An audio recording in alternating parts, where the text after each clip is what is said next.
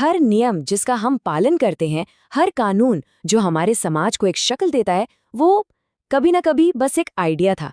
लेकिन सवाल ये है कि एक आइडिया 1 अरब से ज्यादा लोगों के लिए नियम कैसे बन जाता है। चलिए आज इसी महागाथा में उतरते हैं और देखते हैं कि भारत की संसद के अंदर एक कानून कैसे जन्म लेता है। ये है भारत की नई संसद, और ये सिर्फ एक इमारत नहीं है। ये वो मंच है, वो अखाड़ा है जहां देश के भविष्य के नियम गढ़े जाते हैं, जहां विचारों की लड़ाई होती है और जहां सहमति से एक राष्ट्र का निर्माण होता है।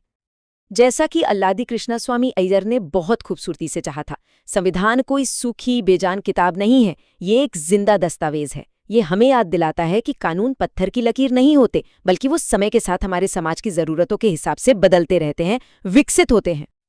जरा सोचिए, सड़क पर ट्रैफिक लाइट पर रुकने से लेकर स्कूलों में मिलने वाली मुफ्त शिक्षा तक, हर एक कानून की शुरुआत किसी के दिमाग में आई एक छोटी सी चिंगारी से हुई थी। एक ऐसा विचार जिसमें पूरे देश को रोशन करने की ताकत थी। तो यही हमारा आज का सबसे बड़ा सवाल है, ये सफर आखिर होता कैसा है, इसमें कौन कौन सी बाधाएं आती हैं और कौन से पड़ाव पार करने होते हैं। आइए इस रोमांचक यात्रा पर साथ चलते हैं। तो कहानी की शुरुआत होती है आज़ादी के साथ, जब एक नए नए आज़ाद हुए राष्ट्र ने अपनी किस्मत खुद लिखने का फैसला किया। ये वो दौर था जब भारत को अपने भविष्य के लिए एक रोड मैप की जरूरत थी, एक महान दस्तावेज की जो हमें आगे का रास्ता दिखाए। और वो महान दस्तावेज बना हमारा संविधान। आज़ादी के बाद इसी किताब ने हमारे शासन के सिद्धांतों की नींव रखी, और उन्हीं में से एक सबसे जरूरी सिद्धांत था सार्वभौमिक वयस्क मताधिकार, यानी हर एक वयस्क नागरिक को वोट देने का हक, चाहे उसकी जाति, धर्म या आर्थिक स्थिति कुछ भी हो। चलिए अब वक्त आ गया है हमारी कहानी के हीरो से मिलने का। इसका नाम है बिल। ये बस एक विचार है जिसे कागज पर उतारा गया है, और अब ये एक कानून बनने के लंबे और मुश्किल सफर पर निकलने वाला है। तो ये बिल है क्या? आसान भाषा में कहें तो ये एक ड्राफ्ट है, एक सपना है जो कानून बनना चाहता है। अभी ये काफी कमजोर है, लेकिन इसमें देश को बदलने की जबरदस्त ताकत छिपी है। इसका बस एक ही सपना है, अधिनियम या एक्ट बनना, यानी एक ऑफिशियल कानून। पर यह सफर बिल्कुल भी आसान नहीं है। ये एक तरह का मुश्किल बाधा कोर्स है। देखिए, बिल को पहले संसद में पेश किया जाता है, फिर उसे समितियों की पैनी जांच से गुजरना पड़ता है, फिर संसद के दोनों सदनों में उस पर जोरदार बहस होती है, और आखिर में राष्ट्रपति की मंजूरी हासिल करनी पड़ती है। तो बिल की पहली और सबसे बड़ी परीक्षा है भारत की संसद को पार करना, जो द्विसदनीय है।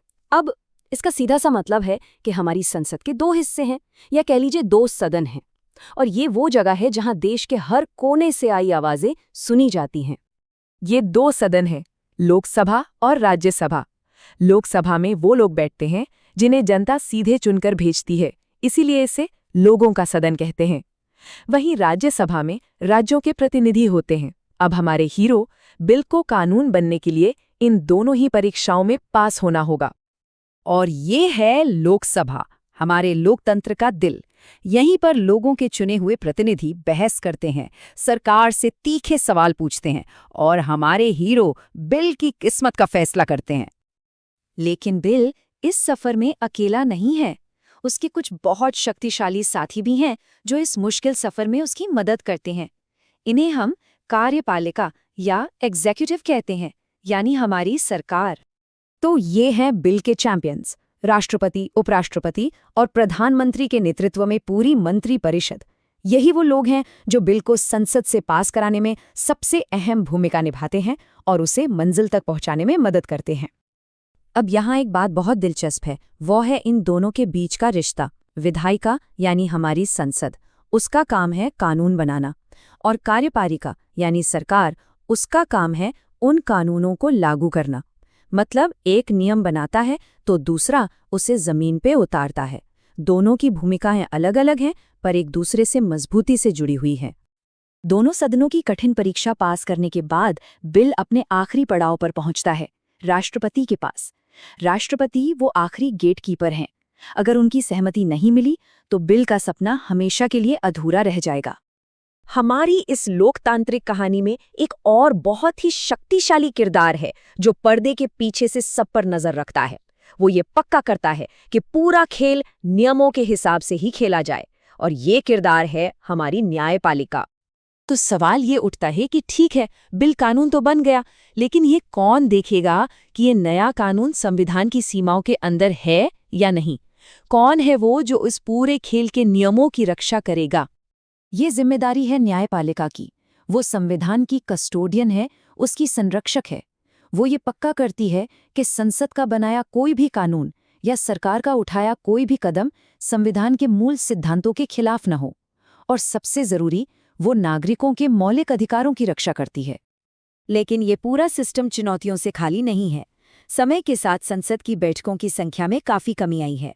और देखिए, जब किसी बिल पर ठीक से बहस और चर्चा के लिए वक्त ही नहीं होगा, तो जाहिर है कि बनने वाले कानूनों की क्वालिटी पर भी असर पड़ सकता है। तो अब तक हमने जो कुछ भी सीखा है, चलिए उसे परखने का वक्त आ गया है। अब हम इस कहानी के उपसंहार की ओर बढ़ते हैं, जो दरअसल आपके लिए एक चुनौती है, ये देखने की कि आप इन कॉन्सेप्ट्स को असल में कैसे लागू करते हैं।